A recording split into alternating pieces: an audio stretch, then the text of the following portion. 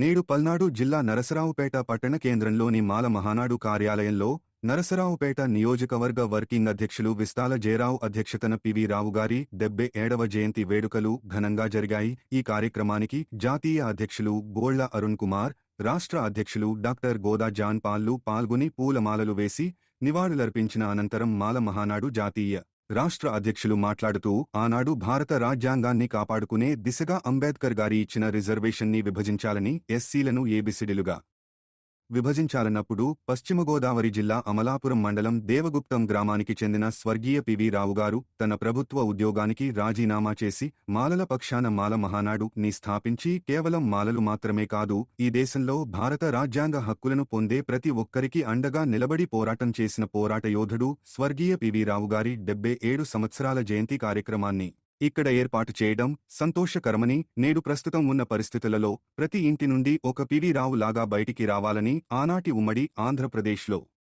SC వర్గీకరణకు వ్యతిరేకంగా జరిగిన పోరాటం తిరిగి మరల చేయాల్సిన అవసరం ఉందని 1956లో అంబేద్కర్ గారి ఇచ్చిన 15% రిజర్వేషన్ ఎస్సీలకు ఆనాటి నుండి నేడు పెరిగిన జనాభా నిష్పత్తి ప్రకారం రిజర్వేషన్ శాతాన్ని పెంచే ఆలోచన ఏ ప్రభుత్వాలు చేయకుండా ఉన్న రిజర్వేషన్లు విభజిస్తూ బ్రిటిష్ సిద్ధాంతాన్ని భుజాన పెట్టుకున్నాయని, ఖచ్చితంగా గ్రామ స్థాయిలో మాలలు నేటి యువత బయటికి రావాలని పిలుపునిచ్చారు.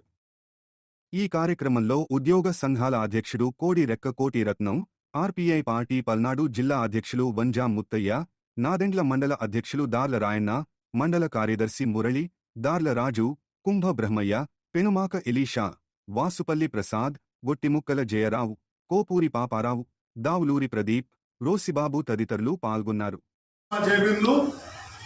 ఈరోజు స్వర్గీయ పివి రావు గారి ఏదైతే ఆనాడు మానవ హక్కుల కోసం తన ప్రాణాలని సైతం త్యాగం చేస్తూ జాతి ప్రయోజనాలే ముఖ్యం అని డాక్టర్ బాబాసాహెబ్ అంబేద్కర్ గారి సిద్ధాంతాలు, ఆశయాలే లక్ష్యంగా పనిచేసినటువంటి వ్యక్తి. ఆయన జయంతిని పురస్కరించుకుని ఈరోజు నరసరావుపేట మాల మహానాడు ఆధ్వర్యంలో, అదేవిధంగా రాష్ట్ర అధ్యక్షులు జాన్పాల్ గారి నేతృత్వంలో ఘనంగా వారికి ఘనమైన నివాళులు అర్పించడం జరిగింది. ఇప్పుడున్నటువంటి రాజకీయ పార్టీలు ఆ రోజు పివి రావు గారు ఏదైతే జాతి ప్రయోజనాల లక్ష్యంగా పనిచేసి మాలలకి జరుగుతున్నటువంటి అన్యాయాలు, మాలల్ని అణచివేతకు వ్యతిరేకంగా పోరాటం చేశాడో, ఇప్పుడు కూడా రాష్ట్ర కేంద్ర ప్రభుత్వాలు మాల సామాజిక వర్గాన్ని అణచివేసే ప్రయత్నాలు చేస్తానని తిప్పుకుంటేందుకు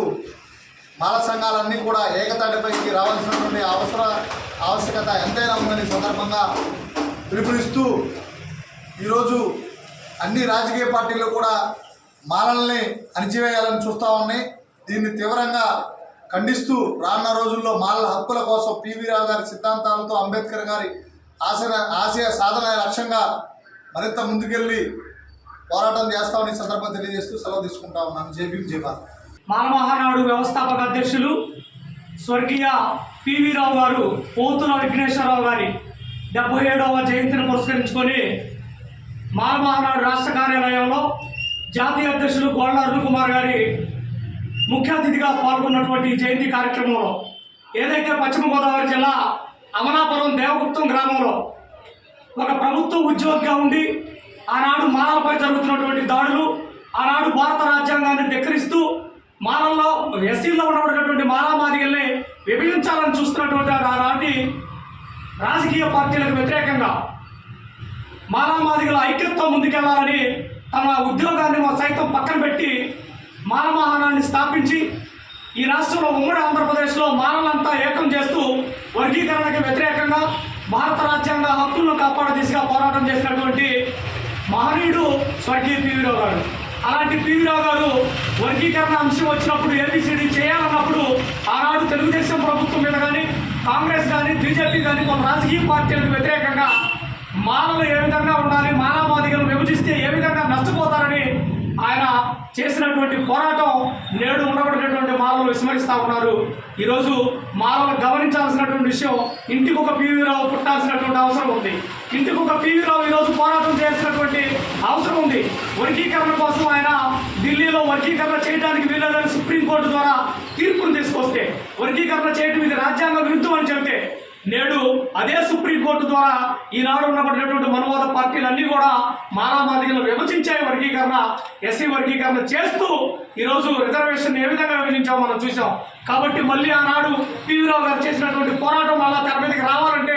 ఈరోజు ఇంటికొక పివి రావు పుట్టాలని, పుట్టినటువంటి యువత పివి రావు లాగా ఉద్యమ స్ఫూర్తితో పనిచేయాలని ఆయన జయంతి సందర్భంగా రాష్ట్రంలో ఉన్నటువంటి మాలలందరికీ పిలుపునిస్తూ